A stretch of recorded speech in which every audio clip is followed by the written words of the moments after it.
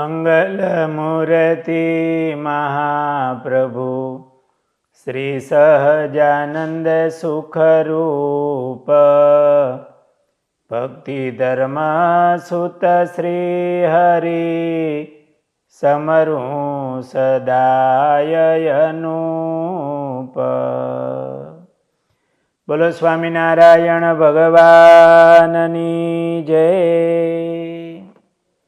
વાલા ભક્તજનો, જય સ્વામિનારાયણ. એક દિવસ જીવુબા પોતાની ઓસરીમાં એકલા બેઠા હતા, માળા કરતા હતા. ત્યાં પાનબાઈ આવી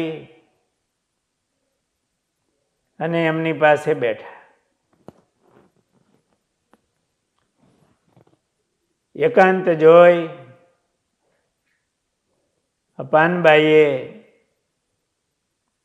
જીવુબાને કીધું, બા, અહીંયા ગોપીનાથજી છે, મૂળીમાં પણ રાધા કૃષ્ણ દેવ છે.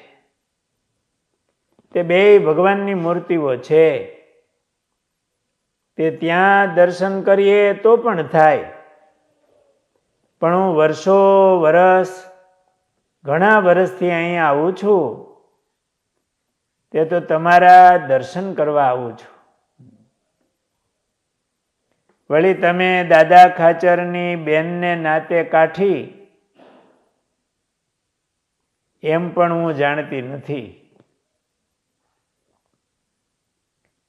તમને તો લક્ષ્મીજી અને રાધાજી જેવા જાણું છું.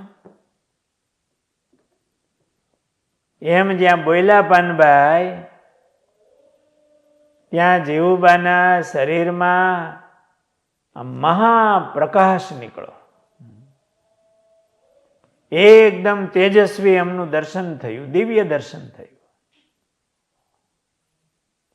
તે જોઈને પાનબાઈએ મોટીબાના પગમાં માથું મૂક્યું, પ્રણામ કર્યા અને કીધું, બા, મને એક વચન આપો. ત્યારે મોટીબાએ કીધું, તમે માગો તે આપું. ત્યારે પાનબાઈએ કીધું કે જ્યારે હું દેહ મૂકું ત્યારે મહારાજને તેડીને તમારે પધારવું. તમે મને ખૂબ વાલા છો. આવું સાંભળીને મોટીબાઈએ પોતાના હાથે કરીને પાનબાઈનો હાથ ઝાલી અને 3 વાર કોલ દીધો, તાલી પાડી, અને બોલ્યા કે મહારાજને તેડીને હું તેડવા આવીશ.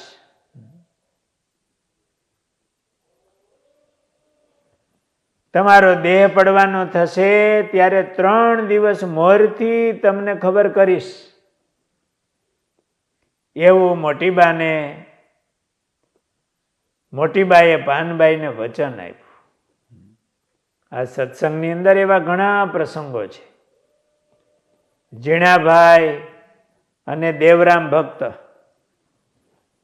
બંને મહારાજના ભક્તો, એણે અરસપરસ એવું કહી રાખેલું કે તમને મહારાજ તેડવા આવે, પહેલા તેડવા આવે તો 3જા દિવસે મહારાજને લઈને મને તેડવા આવું, અને હું પહેલા ભગવાનના ધામમાં જાઉં તો 3જા દિવસે મહારાજને લઈને તમારે તેડવા આવું.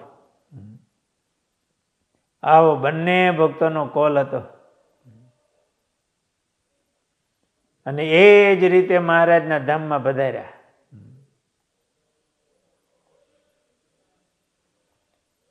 લાધીબા અને માતાજી, મહારાજે એમની જોડ બાંધી દીધેલી. તો લાધીબા ધામમાં પધારવાના હતા. હરિભક્તોને કીધું કે એક ગાડું લાકડા લાવો, સ્મશાને લઈ જાઓ, મારે ધામમાં જવું છે.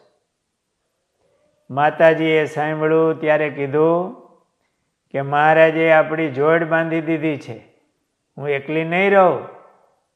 હરિભક્તોને કેવરાયું કે 2 ગાડી લાકડા લઈ જાજો. અને અમારો અગ્નિ સંસ્કાર એક ચિતામાં કરજો. મહારાજે જોડ બાંધી દીધી છે અને મહારાજ અમને સાથે તેડવા આવશે.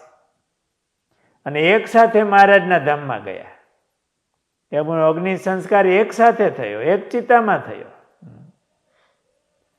આ સત્સંગના કેવા પ્રસંગો છે. આ સ્વામિનારાયણ ભગવાનનો પ્રતાપ. એટલે આ પાનબાઈએ કીધું કે તમે મહારાજને લઈને મને તેડવા આવજો. એટલે જીવુબાઈએ વચન આપ્યું, કોલ આપ્યો કે હું મહારાજને લઈને તમને તેડવા આવીશ. અને તમારો દેહ પડવાનો થશે ત્યારે 3 દિવસ મોરથી તમને ખબર કરીશ. એમ મોટીબાઈએ પાનબાઈને વચન આપ્યું. એ કેવી રીતે તેડવા પધાર્યા એ વાત આપણે આવતીકાલે કરીશું.